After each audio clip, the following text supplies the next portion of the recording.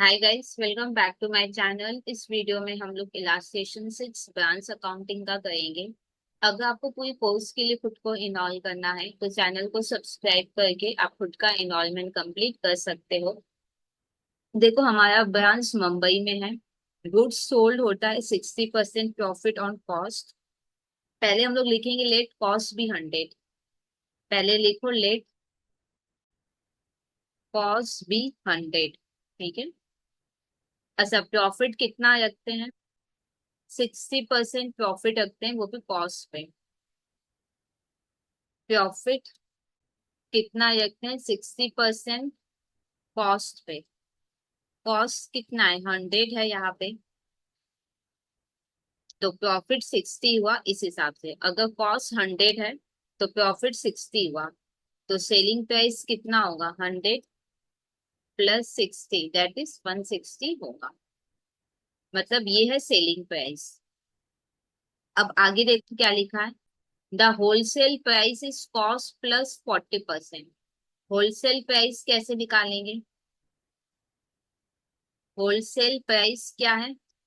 Cost plus 40%। Cost हमने late किया था 100। 100 प्लस 40% करो, आएगा 140।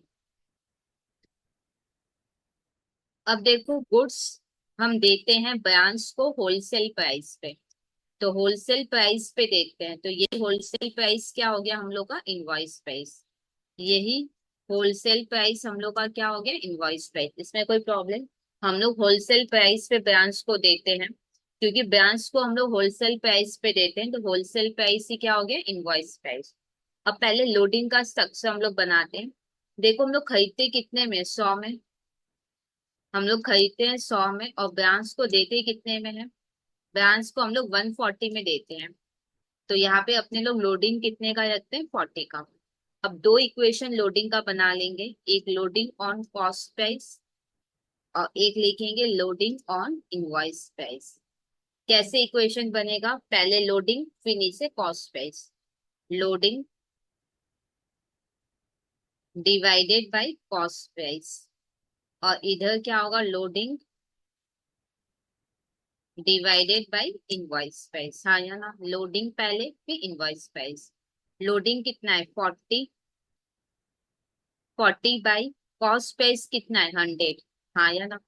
यहाँ पे loading 40 divided by invoice price कितना है? 140। तो इधर लिखेंगे 140। ये मैंने किया क्या है, ध्यान से समझो। सपोज कॉस्ट प्राइस है और लोडिंग निकालना है, तो 40/100 कर लेंगे। अगर इनवॉइस प्राइस है और लोडिंग निकालना है तो हम लोग 40/140 करेंगे। मतलब कंफ्यूजन होता है क्या करना है। तो ऑलरेडी स्ट्रक्चर बना हुआ है, तो लोडिंग में आपको मेहनत बिल्कुल भी नहीं करना पड़ेगा। देखो, यहाँ पे अपने को प्रॉफिट निकालना है हेड ऑफिस और ब्रांच का, ठीक है या नहीं? तो फिर यहाँ पे अपने को ट्रेडिंग और पीएल बनाना होगा हेड ऑफिस और ब्रांच का। इस तरीके से फॉर्मेट होगा ट्रेडिंग पीएल। एक ही ट्रेडिंग पीएल में दोनों हेड ऑफिस और ब्रांच का साथ में बनाएंगे। एक डाउट आपका ऐसा होगा, मैं बताती हूँ क्या। जैसे यहाँ पे देखो, हम लोग खरीदते 100 में है पर ब्रांच को देते कितने में? 140 में। हाँ या ना? हेड ऑफिस क्योंकि दे है, जैसे ये क्या होता है, जो भी परचेज वगैरह होता है उसको हम लोग यहाँ पे दिखाते हैं, और जो भी सेल्स वगैरह होता है उसको हम लोग यहाँ पे दिखाते हैं। देखो, हेड ऑफिस दे है ब्रांच को। हाँ या ना? तो हेड ऑफिस के लिए क्या हुआ? वो सेल हुआ। तो हेड ऑफिस उसको कहाँ दिखाएगा? 140 को यहाँ पे। अब ब्रांच को तो मिला है, तो ब्रांच उसको कहाँ दिखाएगा? यहाँ पे दिखाएगा। क्या ये बात क्लियर? अब आपके दिमाग में होगा कि दीदी लोडिंग वगैरह आप कैंसिल करोगे या नहीं। देखो, जब आप फाइनल अकाउंट मेथड कर रहे हो, वो भी दोनों का साथ में, मतलब हेड ऑफिस और ब्रांच का, एक का सेल तो एक का परचेस आपको दिखाना ही पड़ेगा। आप ऐसे नहीं कर सकते कि सेल को कम करोगे लोडिंग के चक्कर में, ठीक है? एक चीज ध्यान से समझो, अगर इसका सेल है तो इसका ये क्या होगा? परचेस होगा। हाँ या ना? तो मतलब कि पैरेलल में वैल्यू आने चाहिए। अगर इधर 140 तो इधर भी 140 ही होना चाहिए, ठीक है? तो यहाँ पे आप हर केस में लोडिंग कैंसिल नहीं करोगे। तो फिर आप क्या करोगे? लास्ट में जब आपका पीएल कंप्लीट होने लगे उस समय आप ओपनिंग स्टॉक रिजर्व और क्लोजिंग स्टॉक रिजर्व दिखा के लोडिंग को कैंसिल करोगे। क्या ये बात क्लियर? एक डाउट आपके दिमाग में ये होगा कि दीदी हम लोग ब्रांच को सामान विद प्रॉफिट पे देते हैं, हाँ या ना? तो प्रॉफिट एलिमेंट कैंसिल करना है कि नहीं, आंसर नहीं। जैसे आप 40 कैंसिल करोगे तो कितना आएगा, 100, हाँ या ना। पर 100 आप बताओ क्या सही लग रहा है क्या? ये 100 दिखा रहा है सेल और ये परचेज दिखा रहा है 140, नहीं, ये मिसमैच हो रहा है। ये सेल 140 दिखाएगा और ये परचेज 140 दिखाएगा, ठीक है या नहीं। बाद है लोडिंग का, तो एक बार सम आप नॉर्मल कर लो। फिर लास्ट में हम लोग क्या करेंगे, जब हम लोग का पीएल कंप्लीट हो जाएगा तब हम लोग opening stock reserve, closing stock reserve दिखा के लोडिंग का पार्ट हम लोग कंप्लीट कर लेंगे। तो चलो सम स्टार्ट करते हैं। यहाँ पे देखो ओपनिंग स्टॉक दिया हुआ है दोनों का, तो लिख लेते हैं to opening stock account. Head office का 7 लाख और ब्रांच का ओपनिंग स्टॉक है ही नहीं। फिर आगे देखते हैं क्या है। सेल्स गिवन है तो सेल्स लिख लेते हैं। सेल्स तो यहाँ पे आएगा तो यहाँ पे लिख लेंगे बाई सेल्स अकाउंट। 42, 84, 14, 40। अब नेक्स्ट देखते हैं क्या है।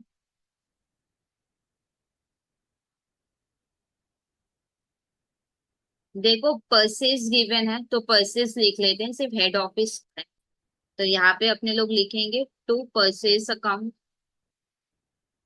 हेड ऑफिस ने परचेज किया है तो हेड ऑफिस में आएगा। ब्रांच का नहीं है तो यानी देते हैं।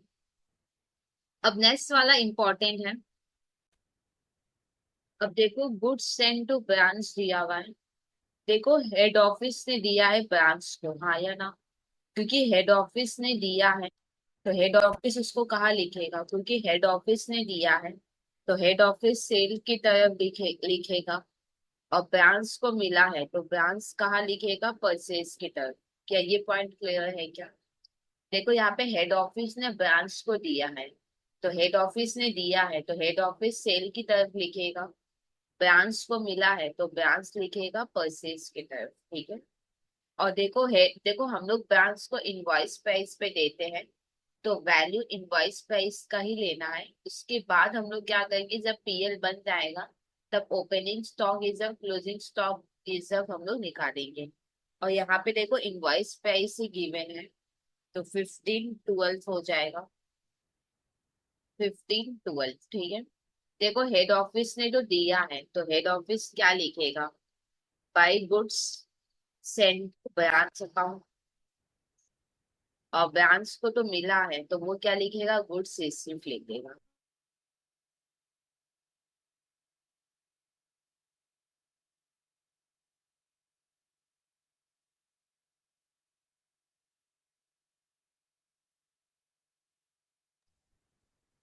अब आगे देखते हैं क्या है। फिर देखो क्लोजिंग स्टॉक गिवन है, कुछ नहीं बोला तो ब्रांच के पास जो स्टॉक होगा वो पक्का इनवॉइस प्राइस पे ही होगा। तो क्लोजिंग स्टॉक यहाँ पे लिख देते हैं, बाई क्लोजिंग स्टॉक अकाउंट। 60, 80, 252। अब देखो क्या लिखा है, हेड ऑफिस सामान सेल करता है होलसेल प्राइस पे और branch and that at branch, और ब्रांच में सामान सेल होता है ओनली कस्टमर को। ये लाइन उतना खास इंपॉर्टेंट नहीं है, क्यों? क्योंकि यहाँ पे क्लोजिंग स्टॉक गिवन है। अब देखो हम लोग पीएल भी बना रहे हैं तो पीएल का कोई आइटम था ही नहीं, तो कोई बात नहीं, एक बार हम लोग ट्रेडिंग को टैली करेंगे पहले।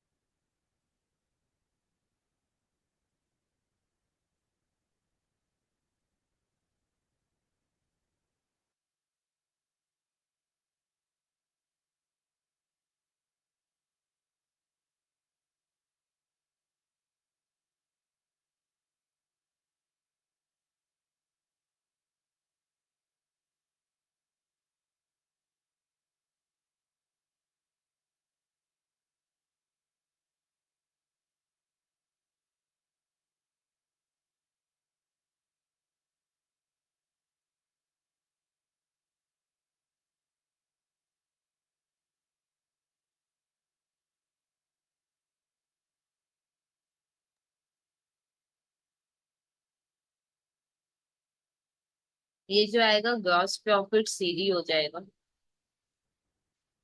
और इसी सीडी को अपने लोग नीचे क्या कर देंगे, BD, by gross profit BD.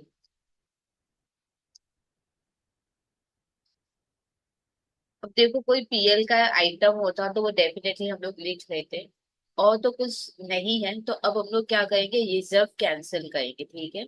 और सिर्फ दो ही रिजर्व कैंसिल होगा, एक ओपनिंग स्टॉक रिजर्व और एक क्लोजिंग स्टॉक रिजर्व, ठीक है। ब्रांच के पास देखो कोई ओपनिंग स्टॉक है ही नहीं, तो अपने को कोई ओपनिंग स्टॉक रिजर्व नहीं निकालना है। ब्रांच के पास क्लोजिंग स्टॉक है तो अपने लोग को क्लोजिंग स्टॉक रिजर्व निकालना है। डेफिनेटली ब्रांच के पास इनवॉइस प्राइस पे है, ठीक है। तो अगर इनवॉइस प्राइस पे है तो लोडिंग क्या होगा, 40/140 होगा। तो यहाँ पे देखेंगे closing stock reserve equal to 40/140 into 252,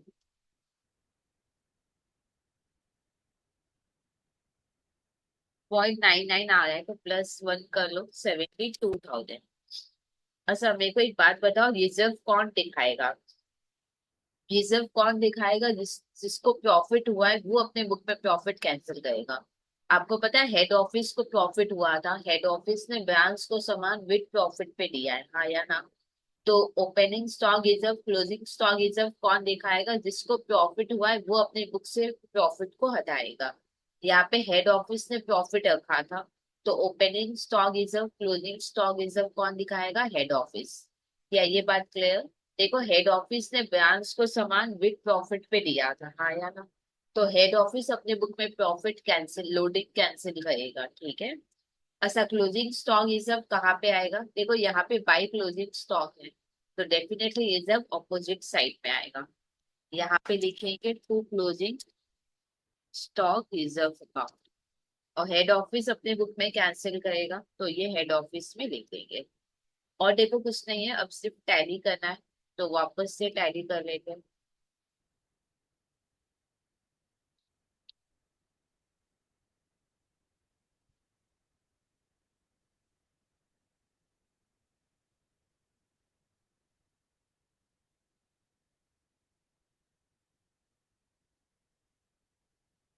ये जो भी डिफरेंस आएगा ये जनरल पीएल में चला जाए।